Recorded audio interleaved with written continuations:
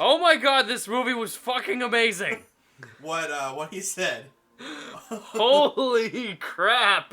Oh my. Welcome to our movie review of this film. Fuck. So, Prometheus. We just finished watching Prometheus. Prometheus, released in 2012, starring Noomi Rapace, Michael Fassbender, directed by Ridley Scott, written by Damon Lindelof. So, how this is going to work is basically he knows the stuff. And you don't. And I don't know the stuff. Alright, so I think in order to open this, we should... So, we just watched, obviously, Prometheus, made by the people I just listed. This movie, I saw this movie when it came out in theaters. I was 15. We were living in the state of Colorado at the time. Moved out right before weed was legalized there. Makes me very sad. But this was I remember when this movie came out, the theater reaction was not the one that you and I had. The theater when the theater when this movie ended was, huh? Everyone's reaction was just like, wait, huh? Like, you could feel it. Everyone was just kind of like, I think I liked it, but I'm not sure. And after watching this, I can't believe that I ever felt that way, because this movie is one of the best I have ever seen. I'm gonna make that blanket this is one of the best movies I've ever seen. I don't like movies. You'll probably learn this very quickly. I enjoy watching movies. Right? I'll go watch movies with people, especially with people. Very few people ever watch movies with me. So when I actually watch movies with people, it's like a very cool thing. Mm-hmm. And then like I'll afterwards I'll sit there and be like, that movie was absolute shit. Like just in the first 15 minutes, I was critiquing one of the characters because they weren't walking right. Yeah, this guy just spent. There's so much. I mean, after watching this, there's so much stuff in this movie, like little character moments, the way scenes look, stuff in the background. There's always something going on, and this guy focused on how Charlize Theron just could not get her military walk down. Something about her ankles. It was so freaking offensive to me. It was offensive. Okay. It was offensive. Okay. Call up Ridley Scott. Hit him up on Twitter. Like, no, bitch, I was in the Air Force Auxiliary for a while, and it's like, if I was a director, I know that's normal, dude. It's normal. All right, you know your stuff. Don't freaking try to tell me how to do my job. All right, you're telling Ridley Scott how to do his job, bitch. That's right. Ridley Scott's been making movies for 75 years. I think he's got more experience than you. No, but I was like, dude, it doesn't take much to teach somebody how to march. No, it doesn't. It took me. So I was in color guard, which is not like your sissy high school color guard. Let's wave a flag around, guys. Not any of that gay shit. No, it was like, fuck it. I'm not gonna explain it. It's too hard. Yeah. But I did rifle one year, and my rifle partner and I, we had to learn how to march in sync without seeing each other because we were on the opposite sides of the flags. Yeah. So what they had us do is they brought us out into this parking lot, and we spent 4 hours just marching. That's pretty cool. By the end of it, we could march in the opposite directions, completely in sync, and do all sorts of weird loops and stuff. It was awesome. So what you're saying? So what I'm saying is, Charlize Theron is a hack. What the director could have done, is taken her out to a parking lot, any parking lot, lot in America, yeah, and made her walk. For her. And I know 4 hours. I could see it. I could see Ridley Scott. He's got a whip. It's just march. You march, you bitch. I'm a knight. You do not disrespect me. You will get every detail in my film right. He would totally do that. Oh my gosh. But, okay, so I do want to get back to the movie because, so this movie was obviously directed by Ridley Scott. Ridley Scott was the director of the original Alien film, written by Steve O'Bannon and some other guy, originally designed by H.R. Giger. At least he designed the alien creatures. Now, I don't know if this factoid is true, but apparently the original Alien film was supposed to be a Roger Corman film. Now, you're not going to understand that. I'm going to show you some Roger Corman films, then you'll understand why that is such a terrible thing that Roger Corman was going to make. 5 episodes, I'm going to have an aha moment. Mm-hmm. Oh, that's why I like Alien instead of hating it. Yeah, and the reason why is because so this movie, the way sci-fi worked back then was it was the late 70s, so it was still kind of in the phase of the 50s era where it's like, attack of the killer squid, will the children be, or the love-filled teenagers be able to escape? Will the power of lust destroy them? That kind of of thing. Oh my god, I've seen some of those on like Sci-Fi Channel. Yeah, well, yeah. Back and those, when we had TV for like 1 year. Yeah, and those kind of movies were being made all the time. They were very cheap. They were all B movies. Most of them weren't good. You had, the I don't know, whatever the one was, the one where the communists pop out of the pods. I can't. No. The Day the Earth Stood Still. That's totally not what it is. No. But anyway, there were a couple. Most of them were bad. And the 70s, it was they were still making those movies, so something needed to change, and that change was one, there was 2001, which was ahead of its time. 2001: A Space LSD. Odyssey. LSD. Space LSD. 2001: A Space LSD. Yeah, 2001: A Space. That was a major change they needed, but people weren't quite ready for that. So then in '77 you get Star Wars. And that's what really changed everything. And Ridley Scott has said the reason I made Alien was because of Star Wars and because of 2001. So this was the production matches it because, again, I don't know if this is true, but if Roger Corman or a Roger Corman type was going to make this was going to be another just crappy, there's a monster on board, it's going to kill everyone. But after Star Wars, there was a thing where the studio, 20th Century Fox, was like, oh shit, we can like make something really cool with this. And I don't know where they found Ridley Scott, but this team that had been assembled, Dan O'Bannon, the writer who works with Dan O'Bannon, and H.R. Giger had been assembled previously on a film called Dune, which was going to be written and directed. Dune was an epic book. That book is incredible. It's really good.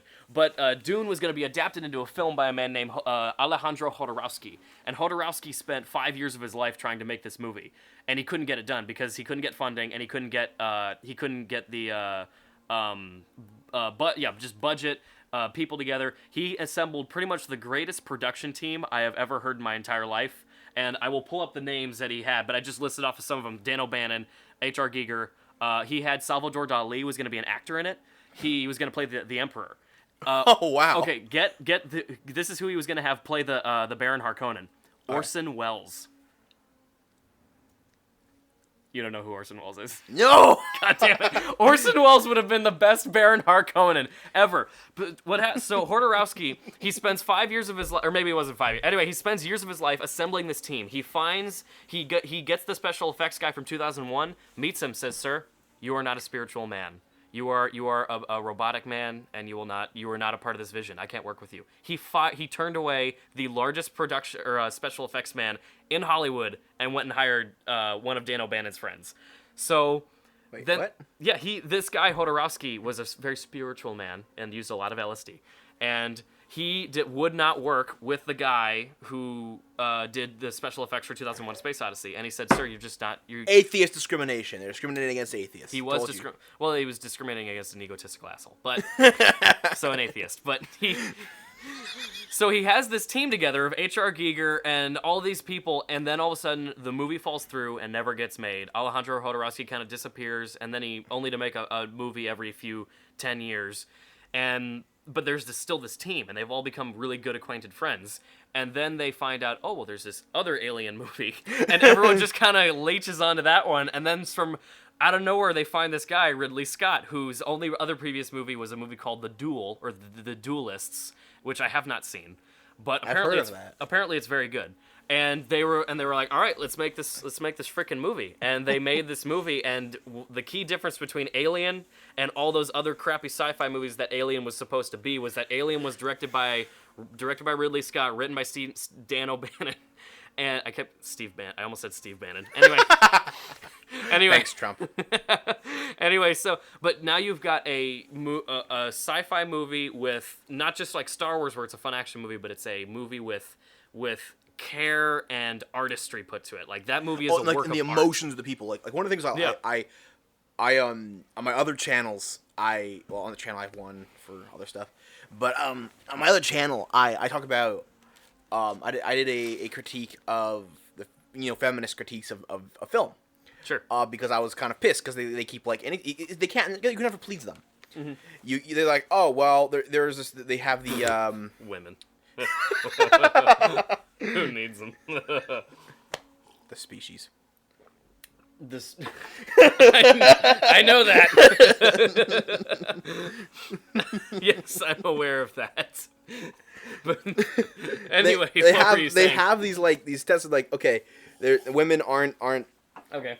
X in said film. Women aren't there. Oh, you're not portraying women right. Yeah. And the thing I love about Ripley is she's a person. She's a human. Mm-hmm. Like what due to feminism and what they like, the pressures they put on people. I started seeing a lot of characters come out that they're trying to give them their strong women, but they also but the problem with feminism is they redact emotions from the characters, right? Mm-hmm. They take out ironically by wanting more what do you call it? More masculine. Depth. Yeah.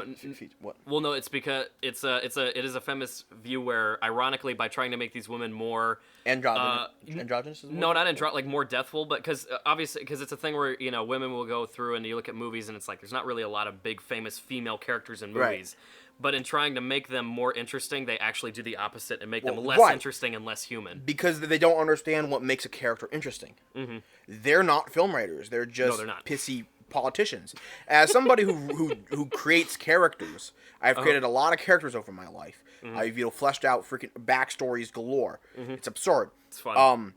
It is. We should do another thing later. Yeah. Yeah. Cool. To be continued. To be continued. Yeah. But like characters that you gotta have emotions. The thing is, these freaking feminists, they went over like all the male characters, like, oh, look how emotionless these people are. All the guys were like, what are you talking about? These are all very emotion-packed characters. Yeah. Men express emotions differently. The women do not understand the emotion. No.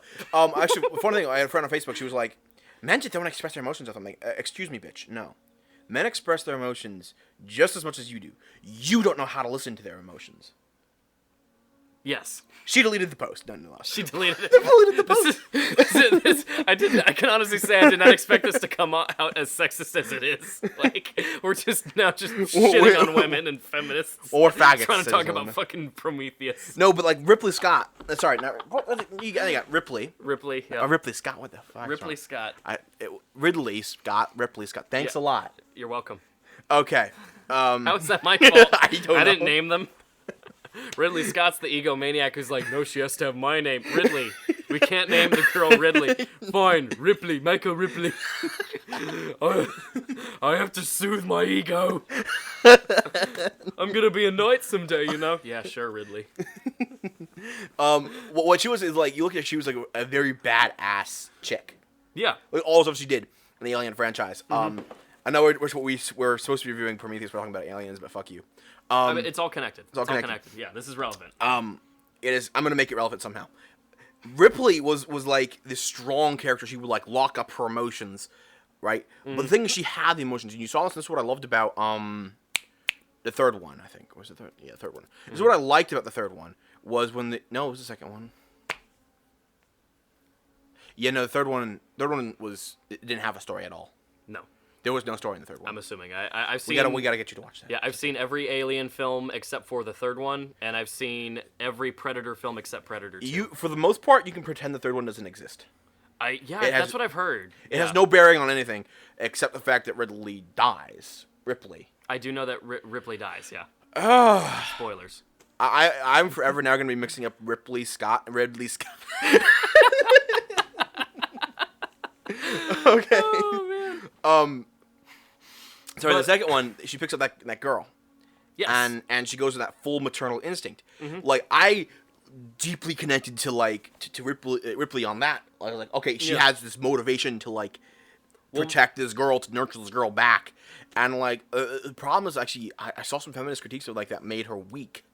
Saying that her being a mom made her weak. Yeah. Well, I mean, if we're gonna talk about feminism, let's fucking go for it. It is a weird thing how feminism, ironically, has sort of delegitimized being a mother.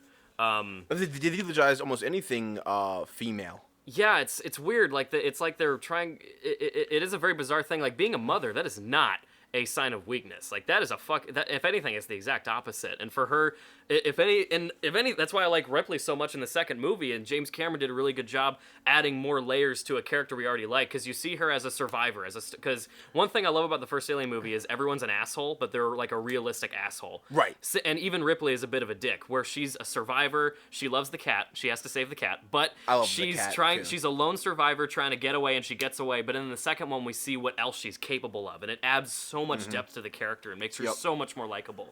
Mm-hmm. Yeah, you definitely fell in love with her after that. Oh yeah. Like, I mean, the crotch shot in the first one was great. The crotch shot is great.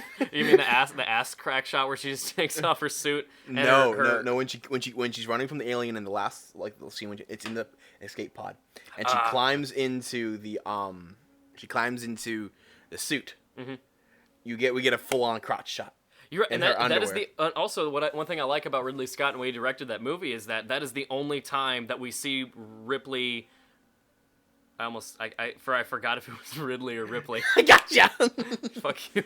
So, no, that is the only time in the movie where we see Ripley we even get the chance to look at her as a sexual object. She's not seen that way for the rest of the movie, and except for that scene where the point isn't even sexual. That's the only place where we get a chance to see her remotely that way. The point is we see how vulnerable she is, because that is a lot to do with the Alien films and the symbolism that Ridley Scott put in those movies. You know, James Cameron and David Fincher and the other directors didn't quite go for that, but Ridley Scott, you see it return with this, and especially in Alien, there's a huge symbolism. And the penis, vagina, face huggers. Yeah, penis, vagina, birth, death, afterbirth, fetuses. There's a lot of symbolism. Impregnation via oral sex. Impregnation via oral sex, that is a thing. Girls, if you're listening, it will get you pregnant. Don't listen to what he says. Yeah, just got to put the word out there.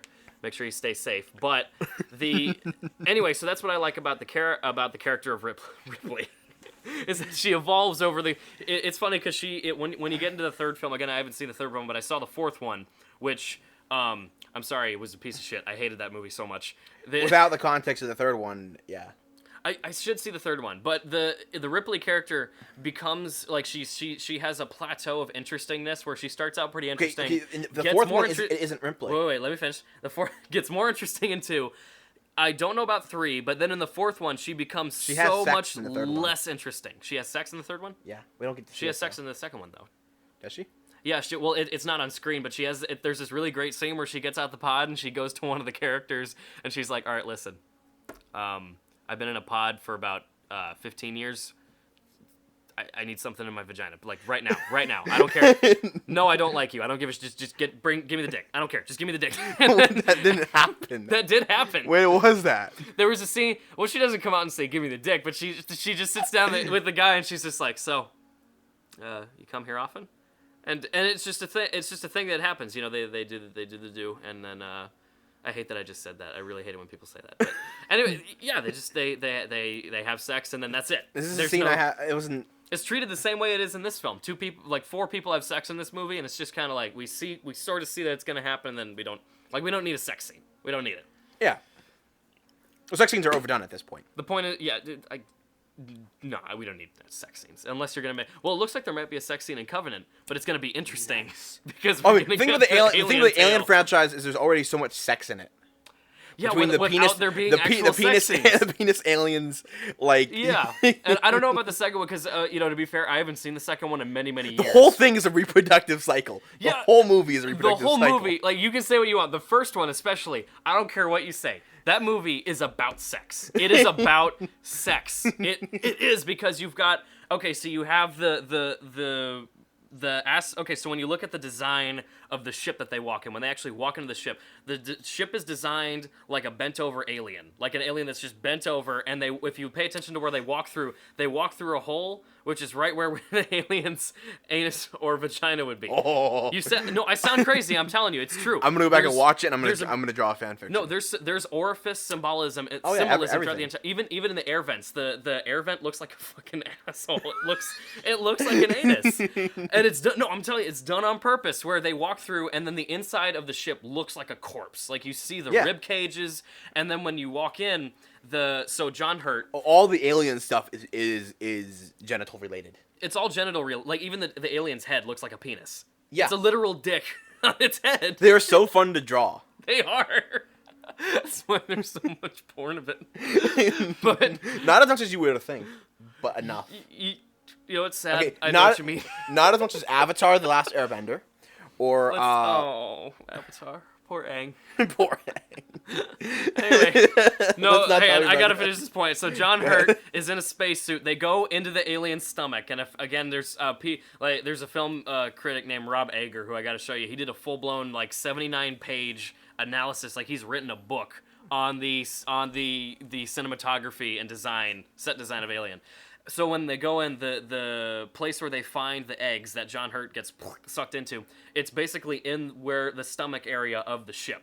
And you've got that thin layer of smoke, the blue light, which is John Hurt. He's the sperm, comes down into the uterus. He breaks the hymen of the smoke layer, and then the alien egg. He just gets the egg and fertilization, and then. There is so much that is good about that movie, and we should don't worry about the time. I know. I would just want to see how long we've been talking about, and we haven't even talked about Prometheus. This is about fucking Prometheus.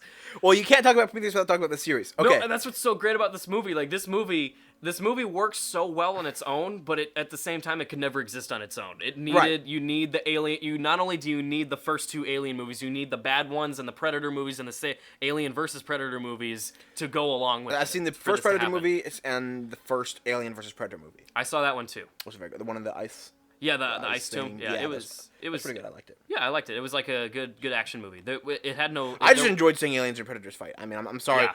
I watched this all when I was sick. I didn't give a crap about script writing or anything. I wanted to see the aliens. Mm-hmm. I wanted to see some penis aliens kill some people. Yeah, kill some fucking gay ass bodybuilder predators. That that scene with the net where the net goes on the alien and then the acid comes out. That was so cool.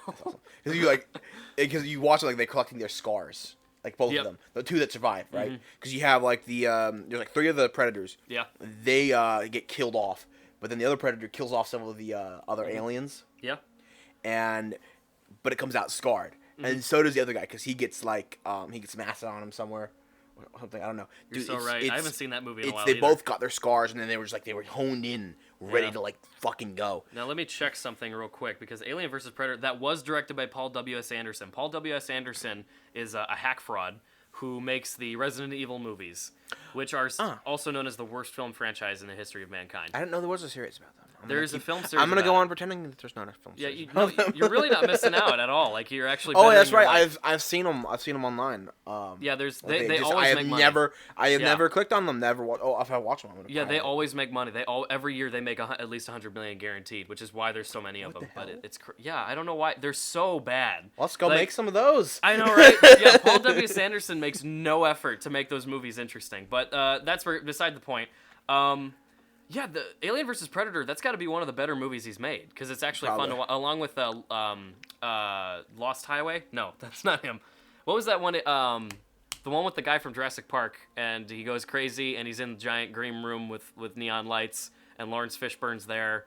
And he's God. Anyway, people know what I'm talking about. That's probably the best movie. I'm the uneducated Jeheathan. That's why I'm here. But anyway, so it's funny because Ridley Scott had wanted to make an Alien movie for a while because Ridley Scott, obviously one of the best filmmakers ever. He made Thelma and Louise, Black Hawk Down, Gladiator. He did. Wow. Oh yeah, this guy's he's changed film history. Changed history too because all the movies I've mentioned, they've had an effect on culture.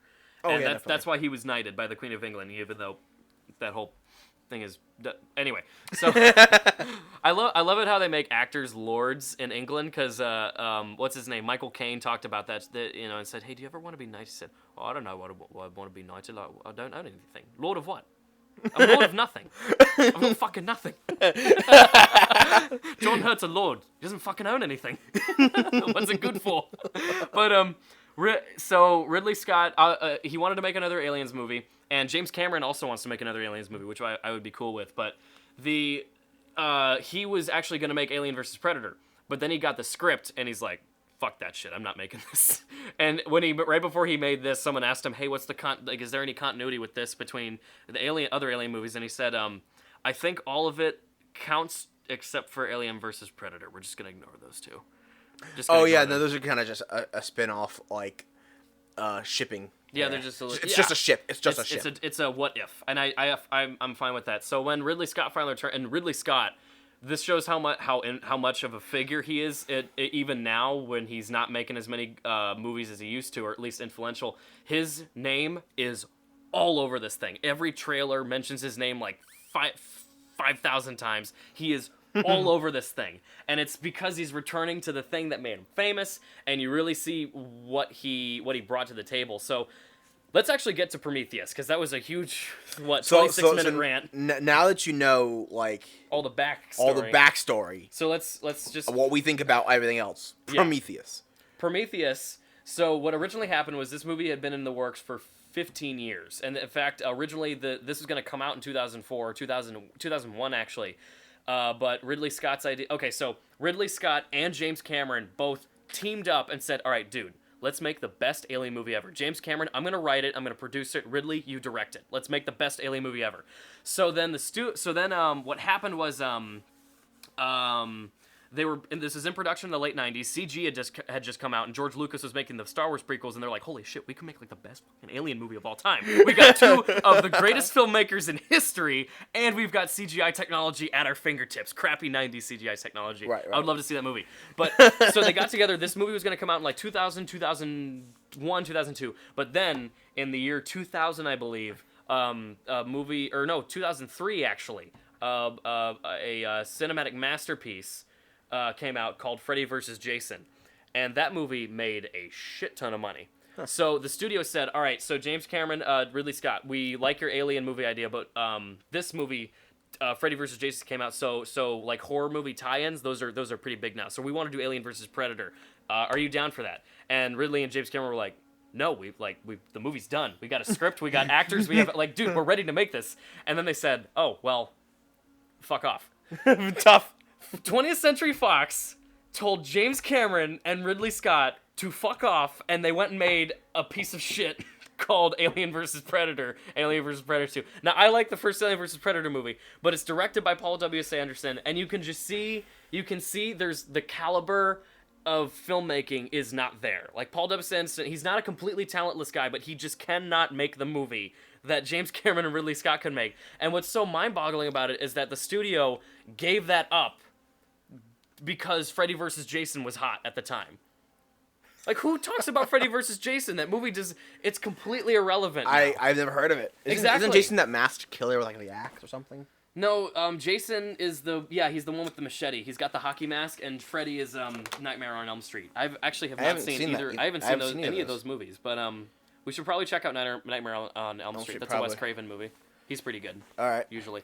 But, so, anyway, Alien vs. Predator got made instead. Those came out, and yes, they did make a lot of money, so I guess 20th Century Fox is happy. But then they got horribly reviewed, especially the second one, and they just kind of fell away from, relevance, just like everything else. So then Ridley Scott made a couple other amazing movies, like American Gangster and Black Hawk Down and Gladiator, and that movie with Matchstick Men, which is a fantastically underrated movie. He also made Kingdom of Heaven, which is pretty good. But then he's like, all right, you know what?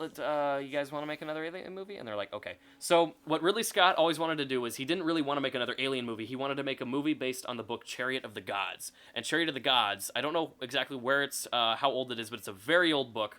And it proposes the theory that men were created by aliens. And that was his thing. He wanted to make a Chariot of the Gods movie, and then it just kind of turned into an Aliens movie. So he had this Chariot of the Gods idea in him since like the mid-90s. He wanted to make this. Well, this is good. In fact, actually, this goes back to the early 90s when Alien 3 was going to come out. Ridley Scott wanted to make a Chariot of the Gods movie with aliens, and they brought in H.R. Giger to design the aliens, and he created like a puma. You know, the cat, the puma. Yeah. He created a puma alien hybrid design.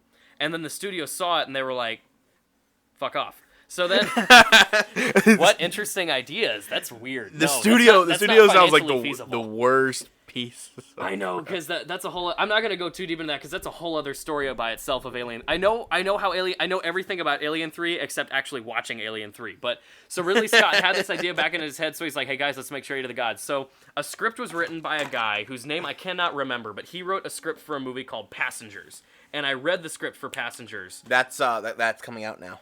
It's already out. I saw it. It's a great movie. By the way, don't listen to the critics on that. Passengers is a great movie. It's not a masterpiece by any means, but it is still a very good movie.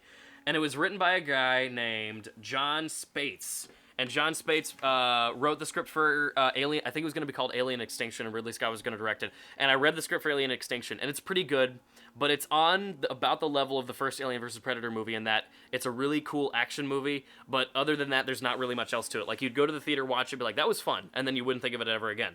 Ridley Scott was like, sent the script to Damon Lindelof. Damon Lindelof is the co-creator and main writer of the TV show Lost.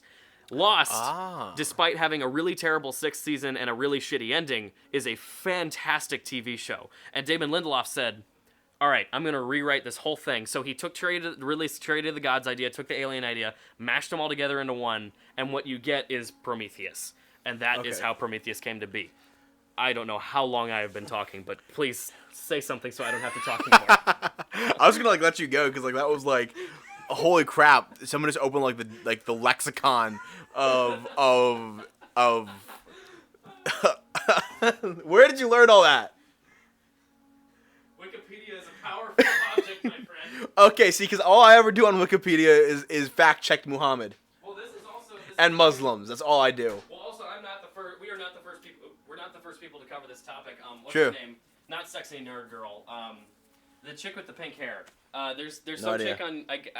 I like her a lot, but I can't remember her fucking name. She's a chick with pink hair, and she talks about nerd stuff. But she's made a video on Hodorowski's Dune, and she made a video on Prometheus where she talks about it in depth. And that's where I found out a lot about this information. Cool. That's how I found out who John Spates was. That's how I read the script for Passengers about a year before it came out. I actually that was an interesting experience. If you know me, I'm into the script of this, and I'm seeing all of the God talk and the whole philosophy of because they tied in. I'm trying to remember all the characters. They tied in some different archetypes of belief. We have the one girl who's really attached to her belief and is not going to give it no matter what. Mm-hmm. We have her buddy, her boyfriend character, who is he's it's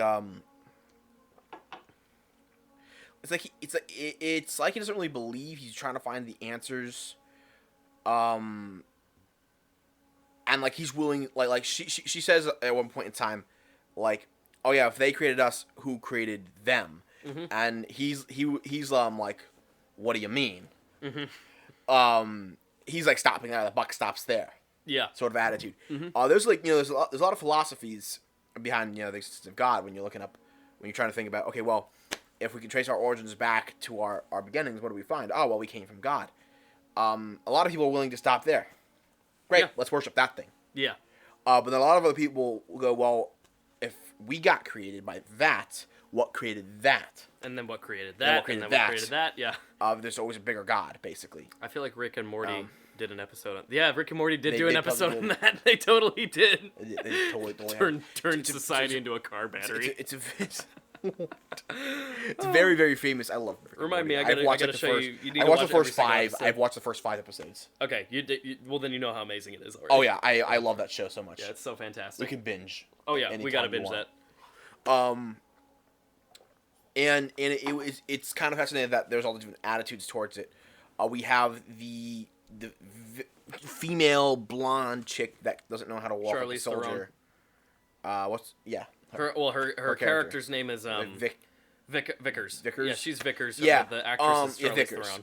Theron. And it was her character is all about her character, the robot, and the old guy.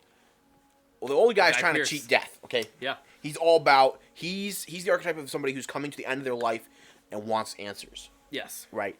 And he hears these people talking about, well, we may have found out where humans come from, and he wants to know the answer because okay, if these people created us, they can tell me how to cheat death, basically. It's sort of like it's not a he doesn't believe it for any other reason than the selfish reason of trying to survive. Yeah, all he wants is why just do prolong life. people believe in an afterlife? Because they can't imagine the concept of non-existence. Yeah. They're scared of death, and that's a natural thing. Mm-hmm. And we have the captain guy, the black captain guy, who was swagger as fuck. Idris Elba. That's one thing I do want to get into the actors, because this movie, it had a great cast when I first saw it, but I didn't know any of these actors. Watching this this is the first time I've seen this movie in like 2 or 3 years. This movie has one of the best casts I've ever seen, because every single extra is fantastic. The guy who played Fifield plays the main villain in the 5th Mission Impossible movie, which is a great movie that you need to see. Okay. This woman, Noomi Rapace, she plays the girl with the dragon tattoo in the Swedish film version, not the American version. Michael Fassbender is a young Magneto in the X-Men movies. You've got Idris Elba, who was in The Wire. I haven't seen The Wire, but he was also in Pacific Rim. He's in just about everything now. He's in tons of cameos. Fantastic actor. He's probably going to win an Oscar at some point. Just throwing that out there. But you've also got the not Tom Hardy, who is the main girl's boyfriend, who dies by burning, which was pretty getting crucified. But he was played by a guy who he was in Devil, I think, that elevator movie that M. Night Shyamalan sort of made. He's not really the best actor, but he was good in this. And oh my God, Liza Tully's in this. Liza Tully from Game of Thrones plays the Scottish woman with the big nose and the coconut head hair. Is it Scottish?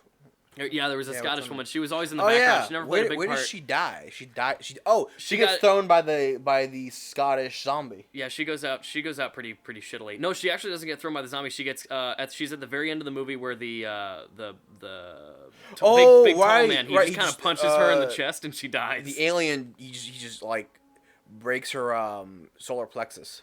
Yes, he breaks her solar plexus. Here, let me see. Yes, I usually know how people die in these things. Sure. Here, Liza Tully. This is her in Game of Thrones. She was the Scottish lady. Yeah. So really She's great. Ugly as fuck. She is ugly as fuck. But anyway, so great cast. Everyone is interesting and memorable. Even the father in the dream sequence. Her father in that dream sequence was the guy from Insidious. He was the night owl from Watchmen. Anyway. So the cast is absolutely fantastic, and then of course there's Guy Pearce as the old man. Now the reason they got Guy Pearce is 45 years old. I know that name. Yeah, he's been in a whole bunch of movies. He was in Memento. He was in Can I get like kudos for knowing a name? Yes. I knew a name. Kudos. So Guy Pearce is the reason Guy Pearce is actually 45 years old, and when you look at Guy Pearce, you're like, that's not a real old dude. Even though the makeup is fantastic, it's still not quite good enough to be like, okay, that's like, you still know it's clearly not a normal old dude. So they were actually going to get a different actor whose name I can't remember, who's actually an old man. But then Ridley Scott had an idea for a scene where there was a young version of what was his name? Wayland. There was a young version of Wayland. And it was going to be a scene of him as a young man, and you see like he's giving a speech about his scientific discovery, and he's very much like a Steve Jobs type. And he's got women screaming his name, and his daughter's over there in the corner, and you just see he's just living life, and you really see why he's trying to cheat death. Why he's trying to cheat death. And I'm about to open Pandora's box for you here, but this movie has a shit ton of deleted scenes. And that scene is one of them, of a young Guy Pearce as a young Wayland and doing his thing, and then he comes back, and that's why they put him in old guy makeup, because it's like, well, we already have one actor, let's just, make him old. Right. And so, anyway, Guy Pearce is also fantastic in this movie. So, the point is, great cast, just overall great cast. The script is, so this movie, I used to, if you watch the criticisms of this movie when it first came out, people, I really don't think got this, or maybe I'm just not thinking about this too much. What were the criticisms? The criticisms were that this is only half a movie. Where if you look at the story structure, you got the first act, second act, and then it just kind of ends with everyone's dead and she goes off to find another planet. But they clearly didn't understand what they're watching. No, they didn't. Well, like I said, the theater was confused. Everyone just did not know how to react to this. You see, this is the problem. When you make a mold, right, and everybody sticks to that mold, and then somebody breaks it, they're like, what? Yeah. It's half a movie because everybody knows all movies have to be the same thing. Yeah, which is ironic because all those film critics are like, yeah, you gotta make a movie that's different. And then a movie that comes out that's different, and everyone's like, oh, this sucks. It's stupid. I don't get it. And and it's funny, the only person who didn't really do that I can think of was Roger Ebert, which it really sucks that he's dead because Roger Ebert is one of the few people where if a movie got panned, like a classic movie that gets panned and everyone shits on it, and he was the one guy who said, no, that was a great movie, what are you talking about? And one of those also came out this year. I saw this and Cloud Atlas a week apart. I saw this one weekend and then I saw Cloud Atlas, and Cloud Atlas is another movie that we have to see because people, when it came out, just did not get it, which makes sense because Cloud Atlas has so many moving components to it. But Roger Ebert gave it 4 out of 4 stars and said, this is a fucking fantastic movie. Everybody needs to see it. And he was the only one who was saying that at the time, but he fucking got it. Yeah, see, there are always some of us, and by us, I'm meaning people like Will, who understand things a little bit better. 4 out of 4. Yeah, Roger Ebert gave Prometheus 4 out of 4 stars. Yeah, he said it was fantastic. I can't remember exactly what he said, but I read his review at some point. Anyway, go ahead. So I find this fascinating. There's a funny story about Richard Dawkins. Well, I'm not the biggest fan of Dawkins. I am definitely a Hitchens boy, all the way. We all are. We all are. Yeah. Even if you don't know, you're still a Hitchens boy. Still Hitchens. Yeah. He still owns your ass. Yep. But when some of these some Christian guys, they were trying to make a film. I think it was like the Expelled film, and they tricked him into. And by tricked, I mean that they didn't really. They told him that they were filming a film on like how life could arise on Earth or something like that. On the origins of life, right? Abiogenesis and stuff like that. And so he's like, "Oh, okay, great. I'm gonna go do this interview thing." And he didn't really get that it was a setup until like the very, very end of it. Okay. But they asked him, "All right, what's the one version of like intelligent design you could actually believe in, or you would actually think is possible?" Right. So already it's set up like, okay, you have to believe it has to be life on Earth, intelligent design, right? Well, could you actually believe? And he's like, well, I guess if life was to arise on Earth via intelligent design, it would probably have been started by some sort of alien life form that arose elsewhere by Darwinian means, right? Sort of saying, well, it's not really possible to have intelligent design unless that intelligence was all designed. Non-designed, basically, in Darwinian means. Okay. But of course, they edited it, and ever since, Christian apologists have been saying Richard Dawkins believes we come from aliens. But he didn't. He didn't say that. He didn't say that. So the interviewer literally backed him into a corner and was like, and he's like, all right, fine, this is what I think is maybe possible. He's like, this is the only way I would ever believe in intelligent design. If intelligence out that designed us was an alien life form that itself arose by Darwinian means. And they were like, yep, he believes aliens made humans. What an idiot. Lol. It's like the most childish thing I've ever seen them do, but they keep doing it. And so when I saw this, like I'm seeing all the that jumped to mind, and I'm seeing all these different philosophies of like these questions. You hear them phrasing these questions, well, what do you believe, and you still have faith in this. It's throughout the whole movie, and I'm trying to remember the quotes right now. I just can't. But I thought that was really cool. And then like when they finally get up to like they're like, these gods are gonna be amazing. And the type is like these super intelligent creatures. In the opening sequence, we see like the alien die. Right? Yeah. He drinks a poison. We see a sacrifice, no less. A sacrifice. Yeah. I'm not quite sure what that is. I think it may have been the sacrifice to start people, or that may have been an execution. Possibly. Well, it's meant to be vague. Let's go back to the Prometheus myth, and he was cast out from the gods. Yes. He wanted to bring humanity up like the gods, or something like that, or treat them better. Kills himself, but in doing so, the way he did it allowed for, like, you see, he was killing off the DNA, but that one strand survived. Yeah. So It wasn't supposed to die. That's why he did it by the river. Yep. Well, what I don't know if that's true because there's a deleted scene. So in the deleted scene, there's a deleted scene and it's not really deleted. It's just edited. Where I'm glad that they deleted it. I like the way it looks now in the final film.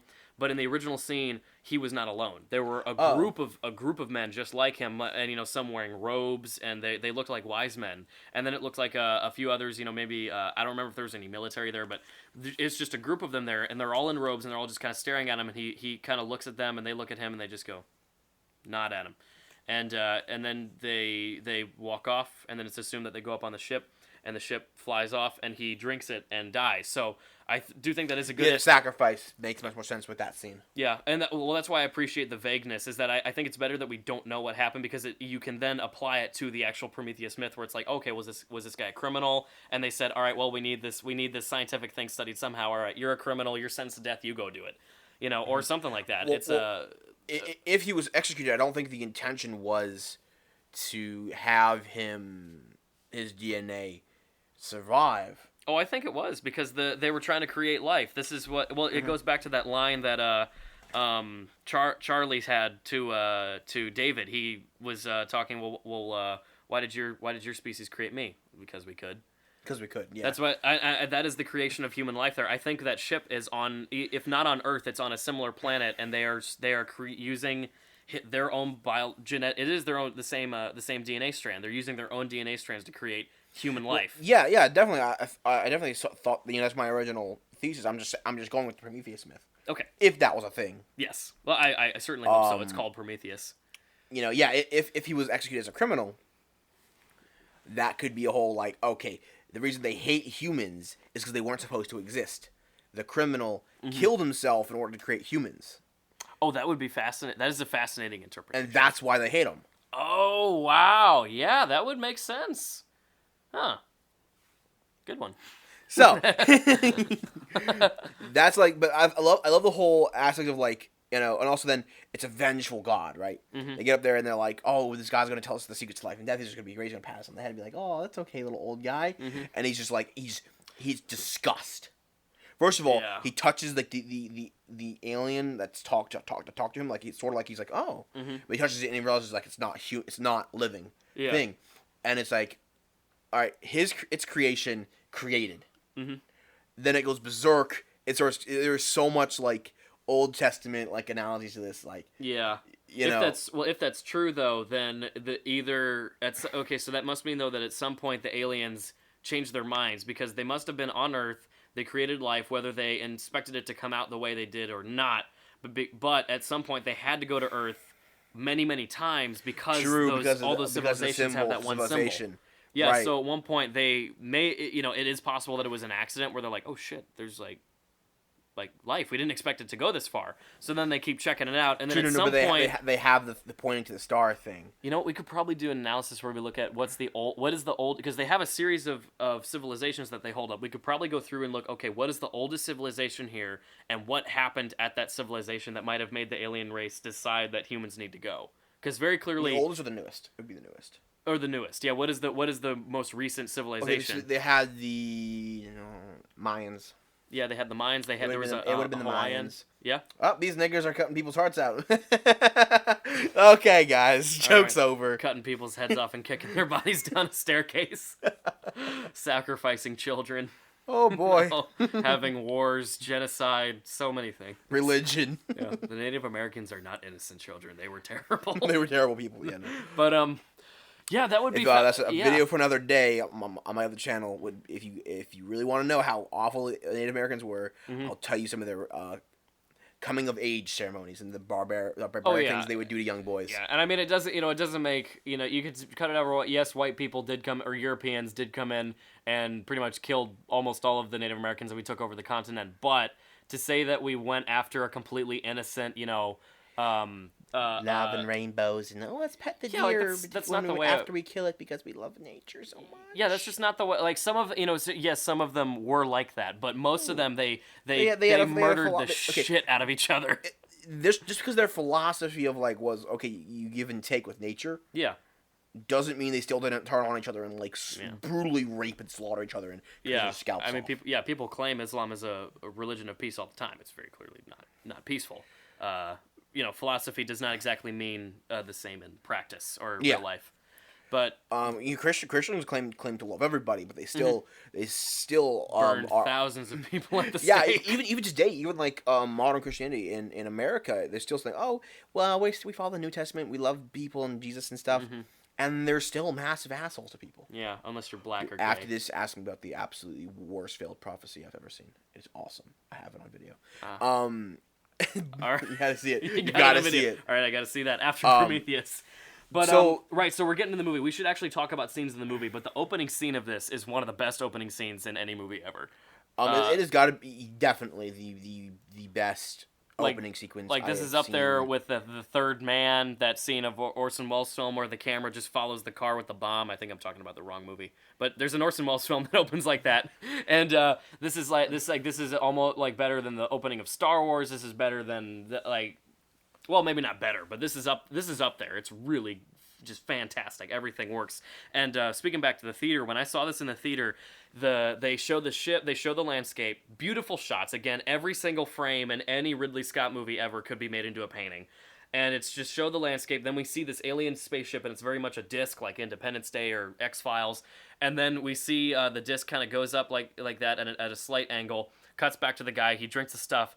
Camera pans back up again. The ship is now horizontal, facing upward. And when that happened, the entire audience had an audible, holy shit. I've never seen something like I've seen the flying saucers, but that's just one thing about, that's a really new, innovative idea. I've never seen a flying saucer just whoop, that big, just flip horizontal and fly up. Everyone was blown away by that. And I mean literally blown away. They just went, holy shit. And then the guy drank the stuff, and then he just starts crumbling up, and everyone that reminded me of Aristotle's execution. How so? He drank poison. Oh, interesting. I'm not a big history guy in Aristotle. I'm not aware of all. Well, we don't stuff. even. That's more of a mythos. We don't actually know if Aristotle was a real man. Really? Cool. I teach you teach me. That's how it works. Aristotle and Jesus. Yeah. Very, very influential. Not sure if they're actually real people. Yeah, very. Isn't that funny? Like, very influential people that may or may not have existed. Yes. We wanted the difference between world. Jesus and Aristotle. Aristotle's philosophies are still relevant, even if he's a myth. Yeah, it's incredible. Jesus's aren't. I wouldn't say they're all completely worthless, but you know. Well, okay. Well, I mean, nothing that he himself came up with that wasn't already taken from another Jewish rabbi 100 years earlier. That's fair. Hey, at least he got it out there. Trump isn't the first one to bring up a wall, but he's trying to build it. # rebuild Hadrian's. So back to so Prometheus. We see the alien kills himself. DNA breaks down, but the DNA is reborn as another species, and evolution can occur. So. Oh yeah. Evolve, baby. So we cut to the year 2088, a year which the two of us may live to see if we get to be in our late 80s, which will be pretty cool. I'm still hoping humanity gets shit together and fixes genetic decay so we can live for 2,000 years. Yeah, that's the thing. I don't want to live forever, but if I could live for 2,000 years, bitchin', I'll do it. Yeah, no, I would kill myself after 2,000 years. Be like, yeah, I'm done. Later, yeah, y'all. My bones are dust. My fingers, I can't even, they're just No. You'd be healthy. You'd be healthy. Yeah. Yeah, that's right. Yeah, but whatever you said, degeneration. Sound like you had a dick in your mouth. So we see the main characters. They're in a cave and they find the symbol, and it's a symbol that is found all over the world, and many civilizations which are disconnected by thousands of years and thousands of miles have no relation, but the same symbol appears of a godlike being pointing up to the constellation of planets. And we find out that planet, those 5 planets are actually a solar system that have a sun, and one of those planets is inhabitable and could potentially create life. So immediately, what I love about this movie, and what I really hate about what people did not understand about this movie, is that you've got the Alien movies. You got the first Alien movies, which all have their own really cool, interesting mythos of this alien creature, and you got the characters within it. And Alien 3, I do know that there's an interesting civilization that the prisoners have created for themselves in that ship. But with this movie comes in and then adds so much shit into the alien mythos, and it's so interesting and cool. And a lot of people like Red Letter Media come out and they say, oh, well, it ruins the mystery of the first Alien film. You see the first Alien film, and it's like you don't know what it is, and that's what makes it so cool. And that's true. But that's what's great about this as a sequel is that this comes in and it adds so much more depth to it. And if the movie was terrible, I completely understand what Red Letter Media is saying. But the fact that this movie is as good as it is, you cannot criticize it for that. It adds so much to the alien mythos. There's still so much more we don't know. And there's so okay, that'd be first of all, Ridley Scott returns to a franchise he has not touched in almost 30 years. How many times has a good movie come out of that scenario? Like Indiana Jones and the Kingdom of the Crystal Skull, which is actually a pretty good movie. It's not. I actually saw that one. Yeah, it's not bad. It's like people say it's a piece of shit. It's really not. The first half of that movie is pretty good. It's like almost as good as the first three, and then the second half is just a really big slog. So if you got a good first half, bad second half, that's a flat C. Like I give it a C+. I think it's a really good movie. We need to make our own Jew system. System for rating movies or Jew. I give this movie 6 million Jews. No, it'd be like, we'll come up with it later. Don't worry about it. Okay, 1 Jew, 2 Jew, 3 Jew, 4 black Jew, white Jew, sick Jew, whore. So we'll make something up. Don't worry about it. It'll be like in the next one. We'll figure it out. But so. For a director to return to a franchise he hasn't returned to in a while, and for that franchise to take as many risks as this movie did, and that's what I like. This movie, imagine I'm going to come to you and say, all right, so the Alien movies? Mm-hmm. Let's question the origins of the entire human species in Alien. You'd be like, excuse me? And Ridley's like, no. We're going to do it. That is such a financial risk, and that is why Ridley Scott and James Cameron got turned down in the early 2000s because we got to go find if there's a Christian review of this being like, how dare they say we came from aliens? It's all out there. It's out there. But that's what I love is that this movie takes risks and does things that are so fucking weird and different. And I think that's why a lot of people didn't like it when they first saw it, is that when you first watch this movie, you're just kind of like, what the fuck is this? This is so weird. You got these big, tall, gray people. You got this weird squid slug that kind of rapes, that was the ancestor of the facehuggers. Yeah, it's the ancestor, and it's doing stuff that's really weird and different, and that's what I really appreciate about it. And it's a good movie. So if it was a shitty movie that took risks, that would destroy the point. But so they decide, all right, we're gonna go on a mission. We're gonna go find this planet, and we figured out where it is. We're gonna go to it, and what I love about this what I love about this movie is that this movie could have just been about the aliens, the gods, the chariots, the chariot is, which by the way is the spaceship. Mm-hmm. This could have been alien xenomorphs, blah, blah, blah. But they went out of their way, and this is one thing that I like about Damon Lindelof. Damon Lindelof is a pretty interesting writer, but he's not very good at creating plots, because if you look at the plot of all the movies he's done, like Tomorrowland or even Lost, he does a really good job at setting stuff up, but he cannot finish them for the fucking life. Like, if I held a gun to his head and said, you are going to die if you don't write a good ending to this movie, he would fucking die. But he's really, really good at characters, and he's really good at taking really unlikable characters and making them likable. Like, everyone in this movie is a dick in some way, just like the first Alien movie. Everyone's kind of a dick. No, that made them so real. It made them real, yeah, and it was a dick in a realistic way, unlike Alien Resurrection, which my problem with that was it was very clearly a series of writers who saw, okay, so 86 they were all noobs. Yeah, like Aliens 2 came out, like Ripley is I guess there's we gotta make everybody a dick, I guess. Yeah, well there I thought there was already enough dicks with the aliens. Well, that's man, everything's a dick in this film. So many dicks. But there's so many dicks in these movies. But so what I don't like about Alien Resurrection is it's very clearly people who are writing this movie saw the first Aliens and they're like, oh, Ripley's a badass. She's got a gun. She's going around shooting shit. She takes charge. But then in the fourth one, they just didn't get the nuances that made Ripley a realistic character. You realize that a believable character. That Ripley was not Ripley. It was an alien. Yeah, and A I mean, hybrid. even then, but even if that was not the case, that still is not Ripley, because she comes out and there's a line where she's trying to make out with Winona Ryder the whole time, and she's like, all right, who do I gotta fuck to get off this planet? Like, that's not Ripley. That is a dumb... It's not. That's it's not a even... clone. I'm not even gonna go this far. That's not even a fucking woman saying that. That is a dumbass man trying to write lines for a quote-unquote strong female character. That is true. Who does not get it. That is what that was. Well, and actually, back to what I was saying about strong female characters earlier, that other Ripley was like the personification of what they think a strong female character is. Yeah. You know who's a strong female character in that film, in my opinion? Who? The android. Yeah. I love that character. Isn't that so ironic? All these movies, the most likable character is a fucking robot. Every single time. Like, human beings are just like, write relatable human characters, but we relate to robots so fucking well. We're gonna be having sex with robots someday. It's already happening. Oh, it's already happening. Dude. Oh, wait. Dude. Actually, yeah, you're right. It's already happening. I just remembered. No, I've seen it. It happens. Yeah. Yeah. I'm like, William, my sweet summer Japan. child. No, Japan. Japan. They're so interesting. But they're so ahead of their time. But Ahead.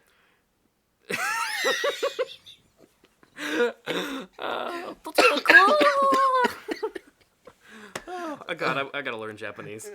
That would be, but anyway, so yeah, the most likable character in most of these movies, except for the first one, because that android is a dick. Oh yeah. Yeah, Bilbo Baggins, he's a fucking dick. Yeah, you haven't seen Lord of the Rings, have you? I have seen Lord of the Rings. You have? Yeah. Okay, I'm thinking of Thomas. He hasn't seen them. He hasn't seen. No, he hasn't. Anyway, after no, we get back from the concert, actor. We're gonna gag him. We're gonna- blindfold him, drag him down here. To the movie theater. No, we'll go to the movie theater. It's fine. In the middle of fucking North Carolina, and then we'll figure out where that is, and we'll show him Lord of the Rings. But no, we'll bring a DVD or player or something. Anyway, so the actor who played the android in the first Alien is Bilbo Baggins in Lord of the Rings. I don't know if you noticed that, but it's the same guy. But that's not the most likable character. Speaking of sexual imagery, this review is so all over the fucking place. Speaking of sexual imagery, when the android tries to kill Ripley, he tries to choke her to death, but instead of choking her to death with his hands or literally anything else, he takes a Playboy magazine, he rolls it up and tries to shove it down her throat. He just sticks it, and she's just like, "I'll go, what are you doing? That's right, bitch. Suck it. Suck it. That's such an ineffective way to kill someone. Actually, I just realized that wouldn't work anyway because She can breathe through the whole of there's the... a fucking. Exactly. Like, that's a scene where... He didn't even use it and then put it across her throat. Yeah, like... He just shoved couldn't it down her throat. No, that's a scene where it's totally, like, phallic symbolism over logicality of inside the screenplay. Like, that was a... But I'm fine with that. It's still a really weird scene, and it's great in so many ways. It's just how stupid the robot was. Yeah. And So- it explains why she survived. Yeah, so, one scene, so back to the characters. One thing I love about the characters in this is that we have the opening scene. Again, there's deleted scenes of where we see more people's dreams, and one of the dream sequences is Wayland as a young man. And it's assumed, it's assumed that it's Charlize Theron's dream, and it's her as a little girl, and we see watching her father, but actually it's Wayland's dream, being like, I'm a young man, and I'm fucking awesome. And then we see other people's dreams, but instead they just cut it down. And I think I'm okay with just seeing. I think it's okay just seeing hers because you put in Wayland's dream that like allows you to guess it. Yeah, well, not only that, it's like we need. It's sort of like you can't have if you're gonna have someone narrate in a movie, it should only be one character, and it should be your main character, because once you start putting in too many perspectives of too many characters like that, it gets overwhelming and confusing, which is why that movie, say Pain and Gain doesn't. I mean, that's not the only reason Pain and Gain doesn't work, but that's why Pain and Gain doesn't quite work. But so the dream sequence is pretty cool, and then we find out that she's a religious person. She believes in God, and we get that line from her dad from Insidious. He says, "That's what I choose to believe," and we hear that over and over again. So then finally, everyone gets out. We have Scottish man, we have nerdy man, we have the captain, who is just Idris Elba, is just amazing. We have Charlize Theron's character, Oscar winner Charlize. I'm pretty sure she won an Oscar for Monster, but she's just been fucking amazing. So many great movies, great career. So we open up on the ship and we just kind of get a feel of how everyone is. And one thing that I find so interesting about this movie, which is what I love about such a balancing act with making characters this unlikable but keeping them interesting for us to watch them, is how contentious the relationship is between the main character and Charlie. Like, Charlie's kind of a dick, but not in a good way. Like, he's kind of a dick to her, and there's a deleted scene, the sex scene that the two have later in the movie, what originally went completely differently, where he comes in and he's just pissed off, like, they're fucking dead, we're not gonna do it, and he's really angry at her, and the sex happens out of anger. Like, she starts screaming at him, and he starts screaming at her, and then he just grabs her and starts making out with her, and then she grabs him and starts making out with him, and it's a really gross, icky, uncomfortable scene, not in a good way. Like, most alien movies have gross, icky, uncomfortable scenes, but they're, like, good, and they add tension. This did not. I'm really glad they refilmed it, but they have a very contentious relationship, and it feels very realistic, and I buy it. And of course, first introduction is the whole one thing. Everyone who saw this movie, even if they didn't like it, everybody loves David. David is incredible. David is so well written by Damon Lindelof, and he's so well realized by Michael Fassbender. That scene where he poisoned the vodka. Yeah.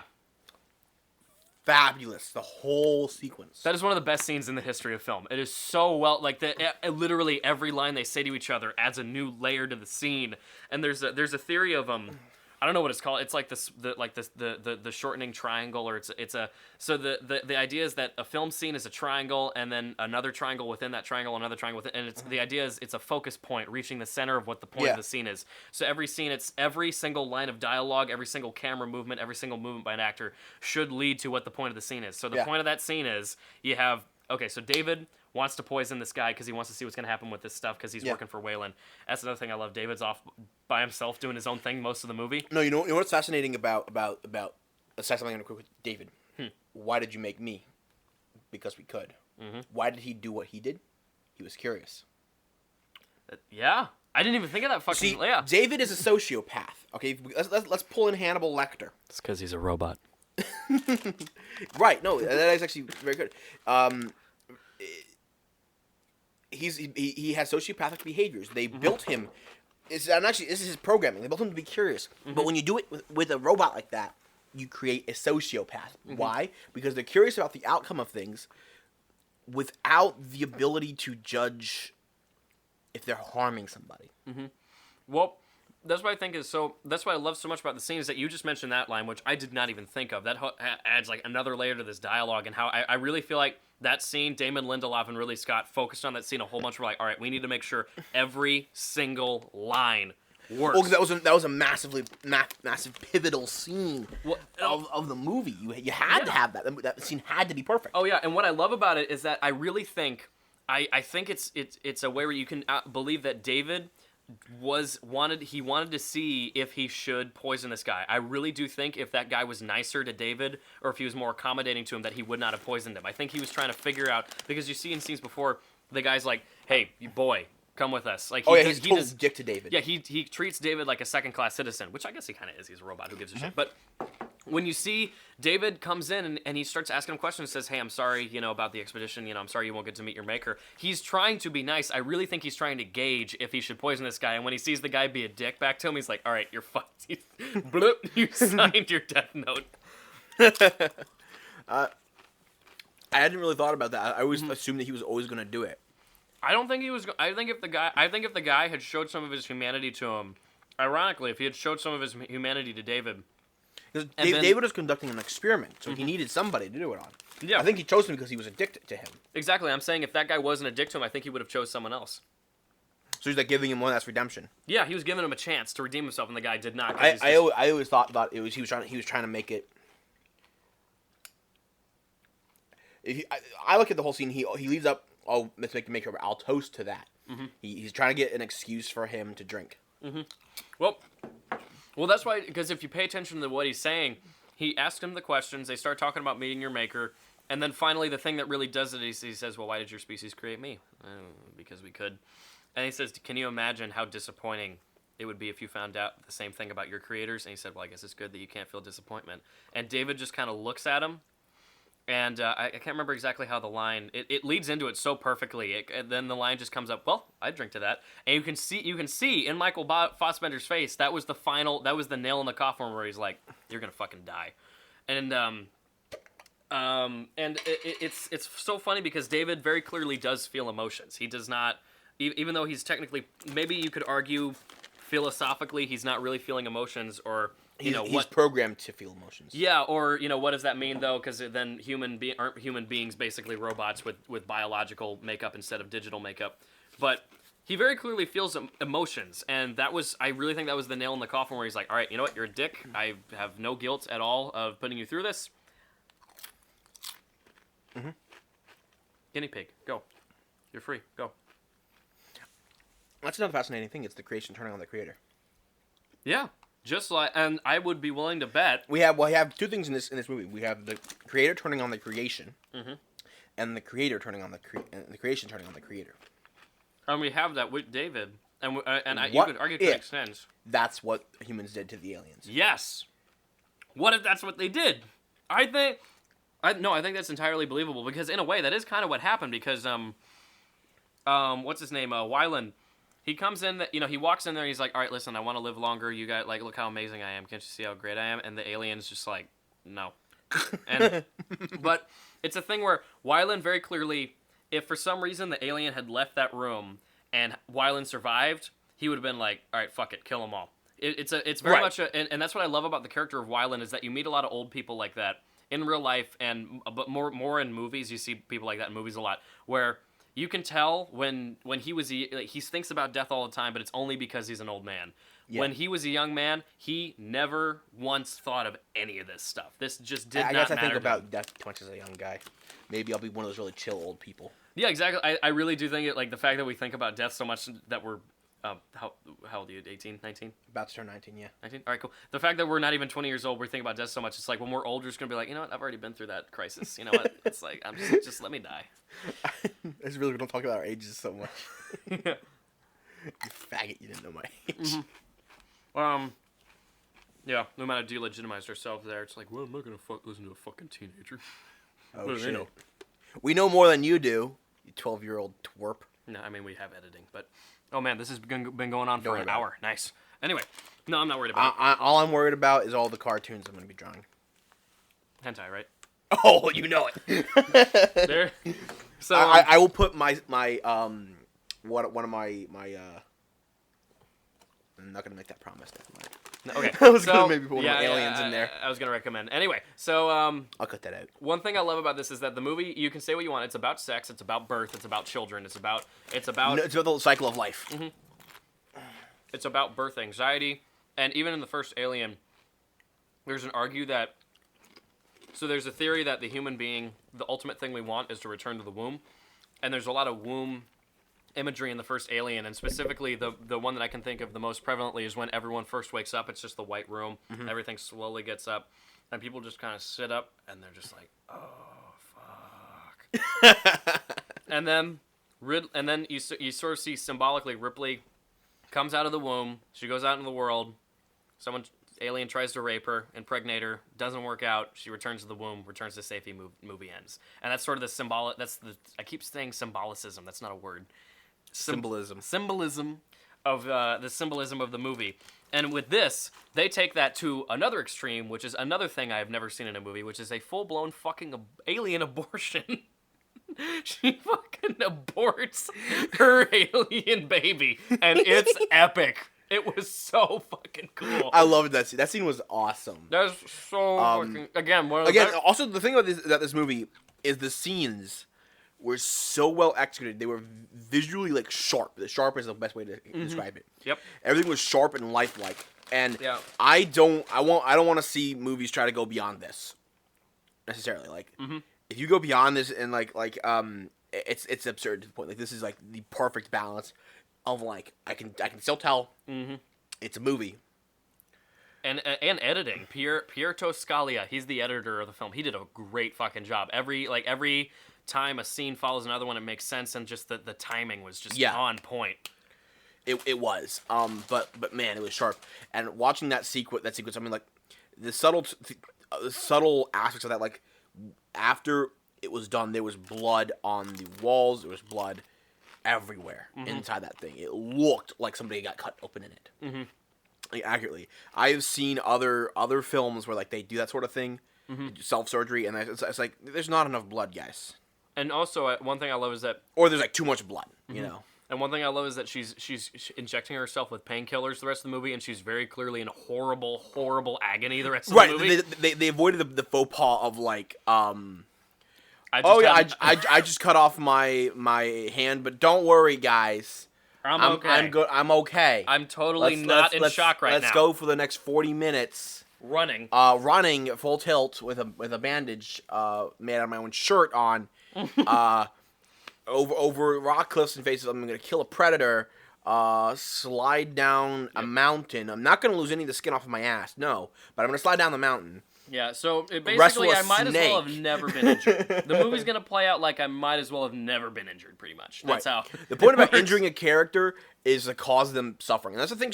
What was good about the third movie of Alien is Ripley suffered in that one. She suffered the living shit out of everything. She suffers.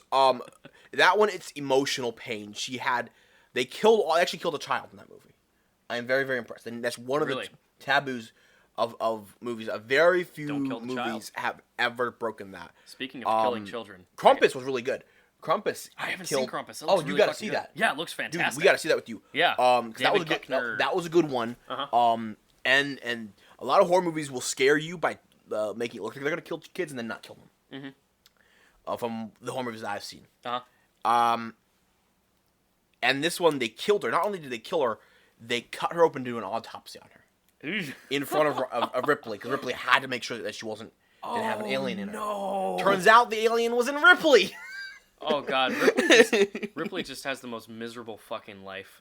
She kills herself in the end of that one. It's beautiful. She's like, nah, fuck this shit. Yeah, at she least just jumps into an incinerator. Yeah, there is one throwaway line that she had a daughter on planet Earth she never saw again, but like at least her daughter fucking survived. As far as we know, her daughter might have been in a car accident. I don't know. No, it says the daughter grew up and died. What? The daughter grew up and died. Later. Oh. Because she goes to sleep, and but her daughter 100 years later. That's right. Yeah, but her daughter died when she was like 86, though. So her daughter had a full life. Yeah. Not had a full life, but like she outlived her daughter. Yeah, that's stuff. Sad. But like, yeah. But speaking of killing kids, there's a great movie I got to show you called The Blob, not the 50s version, the 1988 remake written by Frank. No wait, what's his name? Fuck, the guy who made Walking Dead. Yeah, we just said that. Speaking of killing kids. Yeah, that's one thing. If I ever get into filmmaking, I want to make a film adaptation of It, Stephen King's It. I've read about it. Stephen King's It is about 1,000 pages. I've read about 800 of them. I still got to finish it. But one thing that's really obnoxious about that movie or that book is that there's no tension. In the first chapter is terrifying. I actually got scared reading it, but then the rest of the book has no tension because you cut to them as adults and you see all of them as adults characters, and then it cuts back to them as children. And every situation, I'm like, I know they're gonna live because there's no tension. Yeah, I've seen them as I know they're gonna make it. So I want to make an adaptation of It just so I go to Stephen King and be like, all right, listen. I'm not Stanley Kubrick. I'm not going to be a dick about this, but I want you to know, when I make this movie, I'm going to slaughter these fucking brats. I'm going to slaughter the shit out of these kids, okay? Do you have any notes here? I did make some notes. So, me growing to love this movie was a 5-year process because it literally took me 5 years to process this movie. And I can tell, dude, you know freaking everything about it. I'm still here, I'm still fucking processing this movie, and I'm like, oh, dude, there was so much. I'm gonna go back. Good. There was so much philosophy in this movie that I just loved watching. And that's what I love. The thing about it, actually, it gave no answers, but it asked a lot of philosophical questions. Yep. Yeah, and I think actually, that's why. Here's the funny thing. I found a Christian review in the time that we've been talking. Okay, what does it say? And I scrolled down to where they started. Well, of course, they have the content of Prometheus is what might be expected from an Alien prequel. The film is rated R and should not be viewed by children. And they use the F word. Oh no. Yeah, there's no nudity on the film, although women wear little clothing while they are in hypersleep chambers. To be fair, I would not let a small child watch this. No, I would not watch this one.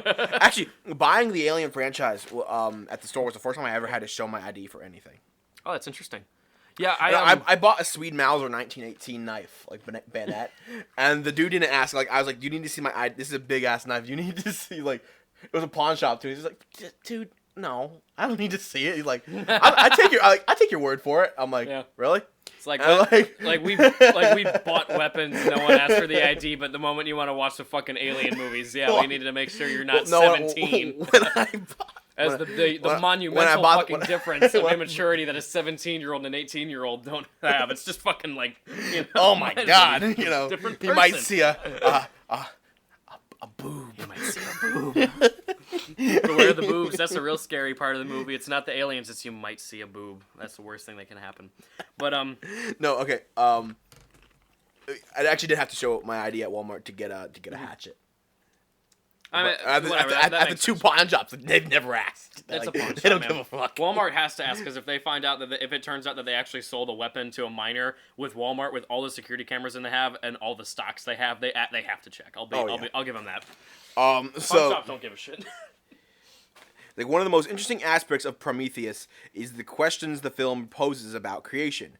Within the film, they present arguments for evolution as well as intelligent design. Obviously, it's a science fiction film, and God is not present as the creator. But the film does make a strong argument not only for intelligent design, but also for believing in something bigger than oneself. While Ridley Scott is not a Christian, he has said it is almost impossible that life on Earth was created without some sort of outside help. This belief is clear as Prometheus unfolds. He's an agnostic. He's an agnostic. Yep. That's fine. A devout agnostic. Devout agnostic. I'm thinking of South Park. I was about to say South Park. Like, is there a God? I Yes. No. Where's there a God? I don't know. No. It's like, no. Wrong. Is there a God? I don't know. Exactly. Mm-hmm. Like, that was a wonderful. Anyway, I love you, South writing. Park. South Park is amazing. No, but it's fascinating. Of course, they were like, oh yeah, they're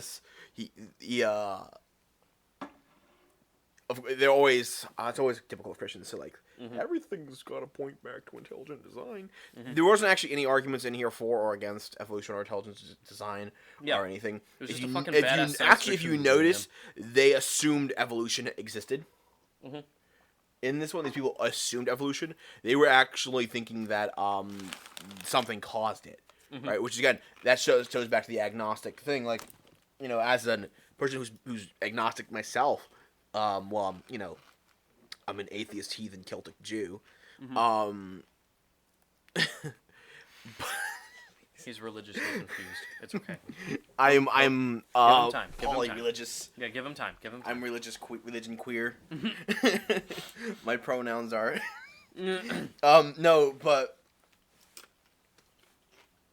I really hope this review doesn't just have fucking sounds throughout the whole fucking thing. It's gonna have. I can edit it out. Don't worry. Okay, I actually feel bad for people who have to listen to just like. I don't know. I don't know if the quality is picking up yet, but I'll go back and look at it. It'll be fine. Yeah, but you were making a point about. I was making a point about something. It didn't actually make any arguments.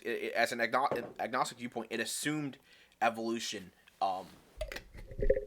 It assumed evolution, but it also assumed something kickstarted it. Basically, is kind of the idea. Yeah, and like again, there was a it's little going off of push. like Dawkins and those other people. Also, it's not Dawkins was not the first one who came up with it, but it's been around there for a while. They're like, well, maybe aliens kickstarted evolution, basically. And it didn't so much as answer anything or give any arguments as it just made a lot of philosophical points about people. And that's the interesting thing. There's a lot of points about people and what people do in response to these questions. In response to these questions. Yes. And that's what I really like. The different aspects. We have the power hungry people, the chick who wants the order of things to keep going. She doesn't really care if there's a god or not or a creator. It doesn't matter to her as long as she gets her father's empire. As long as he doesn't cheat death and thus cheat her of her inheritance. A king has his reign and then he dies. That's how it works. Yep. That's how it's always been. And there is the other guys. A lot of the other guys on there they're just there, right? They're just there to be to get paid. The crew, right? Yeah, I'm not here to be your friend, as Fifield says. And a lot of it has to do with, I think, imagine that this whole quest for life, the quest for answers. A lot of people are just going through life like it doesn't really matter to me, and I'm just here to make money. I'm just here to survive until the end. The captain. I just fly the ship. Yeah. I just do my job. I guess I'm just here for the rock guy. He was a smart guy, but he was still like. I love rocks. I'm just here. I'm just here for the money. I don't know much about all this stuff. I don't want answers. Don't want to ask anything. Yeah. Speaking of which, this movie has quite a few memes in here. I'm Oh, surprised there there are aren't more memes. memes. There's a lot of meme-worthy stuff in here. Like, I like rocks. I fucking love rocks. I'm not studied in the fucking dead body department. Oh yeah, the my pops, and then there's the guy who's just like, hey little guy, I'm gonna touch you. Let me touch you, and then just the snake. Then there's the scene where the girl gets crushed. Actually, there was a meme made out of an anti-feminist meme of the two girls running away from the ship. It's like, oh look, women, they're so stupid, they don't know how to run to the left. Go. I remember when I first went. There's a few points I do want to make about the movie because I have two major problems with it. But again, only two major problems, and they don't kill the whole movie. But one of them is go left. Go left. It's rolling this way. Go left. Go right. Just go somewhere that isn't in the path of its rolling direction. Which is why they get crushed. Anyway, that was one problem. Second problem was why is it that the guy who owns, creates, and maps out the pups gets lost? Fifield creates the pups, and he there's even a scene where they're like, "Hey, Fifield, where are we going?" And he's like, "Oh, this way." The pups say this way, and then he gets lost. The fuck does that happen? Also, why does the scientist man? Okay, so Fifield goes up to scientist man and he says, I'm trying to think, did he have contact with the pups the whole way through? he had contact. Well, the No, because it go back once he sent them off. They went back to the ships. Yeah, but they transmitted back to the ship, but he should have still had it because there was a specific scene, and I paid attention for this, where someone says, "Hey, Fifield, where are we going?" And Fifield says, "Oh, we're going this way." Right. Okay. Yeah. So that's a logical. I think that's a logical. Faux pas. You probably could write it off as like, oh, blah, blah, but Well, Damon it's Lindelof. It's a faux pas, so Yeah. You have to explain it away. Yeah, and we have to have some stupid idiot in the movie who touches the alien, which is why I bring up. There's the lady with pink hair, whatever the hell her name is, sexy nerd. It's not sexy nerd girl, but it's like some fuck whatever her That's name her is. name, not a description. Yeah. I know. She's no, I mean she's a very attractive woman, but I can't remember what the hell her name is. But she's a famous YouTuber. Anyway, she brought up the fact that she thinks that the storyline is that Fifield, at least in Scientist Man's eyes, is cool. So Scientist Man wants to be with Fifield because he's like, oh look, cool Fifield man, I'm gonna hang out with that guy. So when Fifield says, hey, you want to get out of here, and the guy Scientist Man just kind of goes along with it. He's like, yeah, sure, let's go. So then when he actually sees the snake, when he's actually presented with science and aliens that actually give him passion in his life, he's like, oh shit, like all of the worries about looking cool in front of Fifield are gone. Like he's just like into this snake. Or maybe he wanted to look cool in front of Fifield, like, hey look, I'm gonna touch the snake, I'm cool, I'm gonna be okay. Right. Anyway, either way, it doesn't make a lot of sense because he was the one who was like, oh shit, there's a dead body here, I'm out. And then he sees a fucking live snake crawling around hissing at him, and he's like, oh, I'm gonna touch it. Does not make any sense. Again, does not break or ruin the movie, but it's just a problem that I have. And that I've narrowed all my problems down to those two. Makes sense. And there's also We all know my problems. What are those? Fucking walk like a soldier, bitch. She walks. Yeah. I do not care about that. That's just a pet peeve. Having been made to walk and march, learn how to march for hours. I'm like, the least you could do. Charlize Theron, the least you could do is march for hours on end in a fucking parking lot in the middle of California. Come on. It's not that hard. Yes. Come on, exactly. You're a dedicated actor. She got ugly as hell for Monster. So why not march for 4 hours? It broke the illusion of her being like a strong... For me, it broke the illusion of her being a strong, powerful character. Yeah. Because her posture was crap. I could have knocked that woman down with a love tap. Yeah. Well, that is the problem you run into Hollywood. Like, movies, actors, there are some actors like Daniel Day-Lewis and even, Tom Hanks. It's not just the face guys. No, it's not just the face. Yeah, it's not. It's a matter of what you're doing the best you can to recreate something, and that's what every Hollywood movie is fake. It's a recreation of something. So, but the reality is kind of like George Clooney. George Clooney plays a lot of really cool, interesting characters. He plays an action hero. He's Batman, a shitty Batman, but he was still Batman, and he's known as being like a big, cool, scary dude that you don't mess with. In real life, George Clooney's a fucking pussy. Like, he's a bitch. He is a total push. Like, he's just a pushover. He's like 5'6".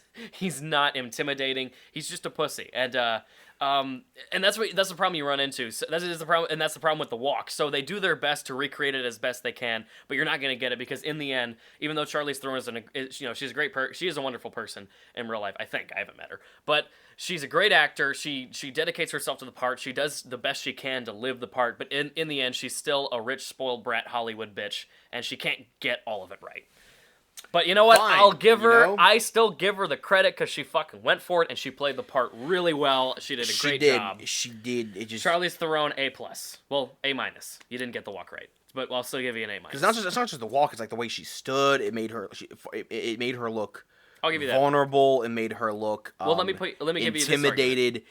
Okay, so let me give you this argument though. Go ahead. What if that's her character? Her character is one. She's been trying to impress her dad since her dad was, since her dad had her when he was 80. Her she's been trying to impress her dad. She's been trying to show that she's a strong figure, and maybe that's sort of part of her character, that she just, as hard as she tries, she can't quite fit into that role. And that's the reason, because even the dad has this really damning line in the beginning of the movie where he says, "This is David. He's the closest thing I've ever had." oh to yeah, a I son." was gonna bring that up. Yeah. And she has that look on her face. look, Where she yeah. just looks at the hologram like, "You motherfucker, I hate you." I was actually just why I think when that scene came up and I told you, oh yeah, she's is she her? I said, well, either she's his daughter, his granddaughter, or his great granddaughter because he was so freaking old. I was like, I'm leaning toward great granddaughter. Even then, like, what the fuck did he have? Like, how old was he when he had her? I know you technically can have kids when you're 90 years old, but it doesn't mean you should be having kids when you're 90. Maybe she spent a lot of time in Cairo. Yeah, maybe that's just what Space travel does to you. No, I mean Guy Pearce. He's just that guy gets around. He's just fucking around a lot in life. He fucked up his body. Maybe. Yeah, that's what happens. Yeah. So I was gonna bring that up, but that's a good point. Yeah, great Oh, scene, was like too. a lot of it. That was one thing. If that was purposely done, kudos to them. I feel like that wouldn't have been how they would have portrayed it. Mm-hmm. Because I've seen them portray that sort of thing. It's the people like that. They normally actually do have the body posture, and they can't get the eyes right. Really? So she had the eyes. She right, had the eyes, but she didn't have the body for posture. the body posture, exactly. All right. So it's it's the like you're opposite trading thing. one for the other. I will say though, somebody who's actually like insecure, their external is 100% calculated. It's the eyes that they can't hide. And that's how you'll get them. Yeah, that is fascinating. And I will say, as far as an actor goes in portraying a character, I would much rather they get the eyes right over the physicality instead of get the physicality right and not get the eyes, because that is what you're for. You're a fucking actor. Yes. Yeah, you're an actor. You're trying to portray that with your face. That's what I'm saying. I don't think it's an intentional, like you're trying to make it that part of her character. Because if they would have had her do it through the eyes. Yeah. No, that makes sense. That's yeah. So I think it's just that you didn't make her walk in a parking lot for 4 hours every weekend. That's all we gotta do, man. Learning to walk like a soldier. Yep. Oh my god. That's just a pet peeve of mine. I see it a lot. Like being a color guard instructor too. It's just like I have to teach people how to walk like that. I'm like, bitch, you get it right. Oh man, I don't care if you won an Oscar. You get this shit right. Man, I was so worried when we were gonna do this review. I was like, man, what can we possibly say about this movie that hasn't been said before? There's no fucking way anybody's been talking about this shit before. They're talking about how Charlize Theron got the incorrect walking posture. There's no way anyone's brought that up. Yeah, guys, movie reviews with the oxymoronic morons. Fresh shit right out of the toilet. All right, great. So we're going to wrap up here. This was great, but we have ranted for a long time. We promise in the future we will be more coordinated. Yeah. I would not be against coming back to this movie because, like I said, we could do 6-hour-long episodes on just this movie alone. This movie is so dense. There's so much going on. We're going to come back to this one, but we come back to the series. There we go. Yeah, we'll do the rest of the series. That's a good or idea. Maybe we I haven't seen the second Aliens in many years. Yeah, so, yeah. I have them all. All right, let's do it. Okay, what do you got? The questions? Let's go. All right, so first question: did you like it? I absolutely loved it. It was phenomenal. Again, like I said, it was like sharp. All the scenes were like so clear and like vivid. Not just sharp, but like vivid. Like the suits, the colors, everything was. It sticks in your brain. Yeah, it was perfect. It was almost like you were like watching a real painting. It was very, very, very. I don't even know. I don't have words for how awesome it was. All right. Well, How about you? What did you think about it? I absolutely loved it. I'll say it again. This. Of course, it's not perfect. No movie's perfect, but this is one of the best movies I've ever seen. And I would not have said that 3 years ago, but after seeing this again for the first time in a long time, I was blown away by how much I love this movie. This movie made me anxious, and it made me fucking freak out. I was shaking in my seat at the end because of how well done it was. This is one of the best movies ever made. It is fantastic. Everyone should see it. I recommend it for sci-fi fans. I recommend it for everyone. It's absolutely fantastic. Just nearly flawless. I'm going to say that, nearly flawless. It was nearly flawless. It was nearly flawless. Like, our only problems were like there was like 2 faux pas. Yeah, there's like, and that's And the lady didn't have the right posture. Yeah. Yeah, and logical inconsistencies, like just little things that don't affect. Luckily, don't It was like affect 4 the of them. movie. Like most of them, you'll find like a bunch of stuff like that. Yeah, even great movies, you'll find like 100 little problems with it that add up. But this one, it's like there's so few issues with it that I guess the few issues there are just stick out because of how well done the rest of it is. But yes, I thought this was one of the best movies I've ever seen, and I've seen a lot of movies. Anyway, so second question: would you recommend this movie? Highly. I'd actually recommend the whole franchise. If I I had would as other well. friends outside of Will here that were in my vicinity, I would go kidnap them, strap them to a chair, and they would watch the entire Alien franchise before they left the room. Oh yeah. If I had any friends outside of Joe, who's actually my second personality. Yeah, we're literal twins. No, we're actually the same person. It's just one guy talking to himself this whole time. Dun dun dun. So, but yes, I would. If I had any friends other than Jow, I would recommend this to all of them because this, again, a movie this good should not be missed out by anyone. It was so fantastic. Even if you don't end up liking it, it's one of those movies. I'll even go this far. It's a classic movie where even if you don't really like it, you should still see it for historical sake. Oh yeah, definitely. It's like all of the other Alien franchises too. Like I'll say, oh wait, are you gonna like? They're all worth watching. I love them all. I watched them when I was sick, and so like, I have this massive emotional attachment to them. Mm-hmm. Like gives that the experience of like feeling awful, but then like but I can watch a penis alien like kill somebody. Yeah, that makes you feel so much better. And like I was just hyped, and I was like messaging like my friend in California about it, and I was like, I am so hyped right now that I am gonna see these movies. I've been trying I was trying to watch them online for like 3 days. It just was not working. Mm-hmm. I watched the first 15 minutes and I was like, I want to know what happens. I want to know what happens. Why is there a freaking beacon going off? Yeah. I had to wait to understand what was going on for that beacon for 2 days. So the amount of like, it's like sex, which I don't have much experience with.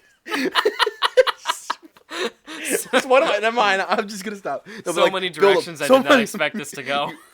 We just talked about the whole thing being about sex. Yeah, no, but like that's there's true. so much build up, right? You gotta you could have people who just like you get in bed and just boom, you're done.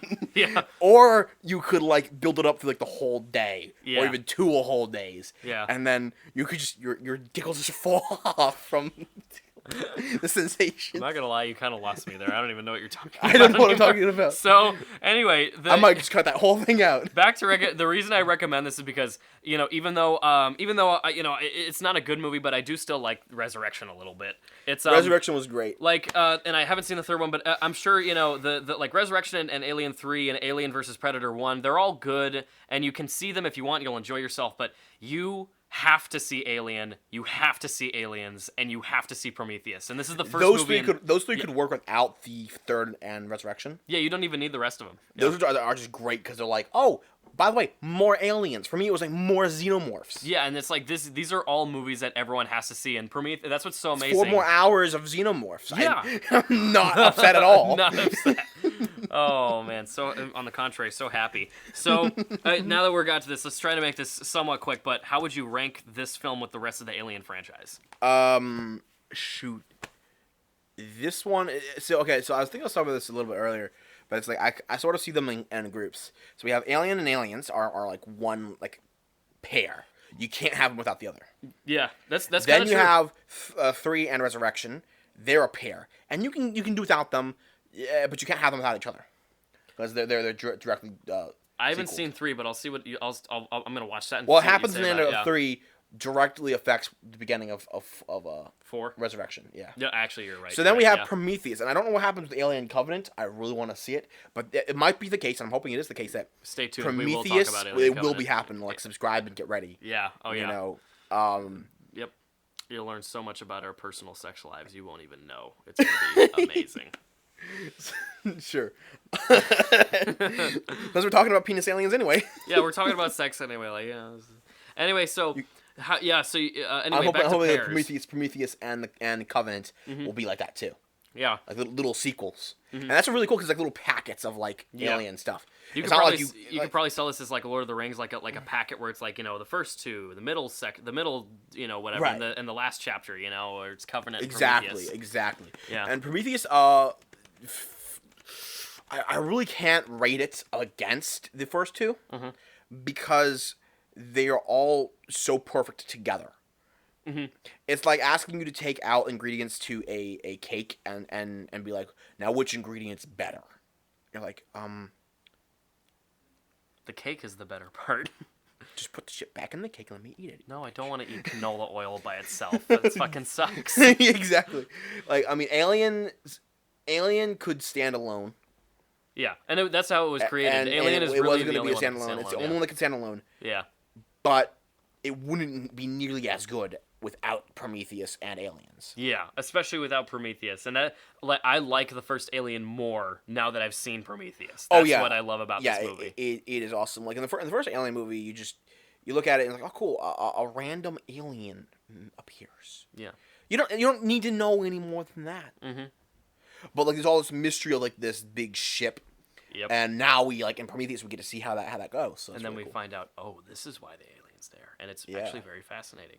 But I actually can rate them, and I will. Okay. I'm gonna put, and I really can't decide. This might be a bit unfair because again, I haven't seen Aliens in a long time. I've never seen the third one, so I'm just gonna put the third one on the bottom automatically, or just disqualify from the list because I haven't seen it. We can just pretend it doesn't exist. Yeah, Alien 3 and Alien vs. Predator 2 disqualify them because I haven't seen them. But if I had to rank these, I'd go from bottom of the list would probably be Alien Resurrection, then Alien vs. Predator, then Alien 2, and then I'm really at odds. I don't know if I should put Prometheus or the first Alien above at the top.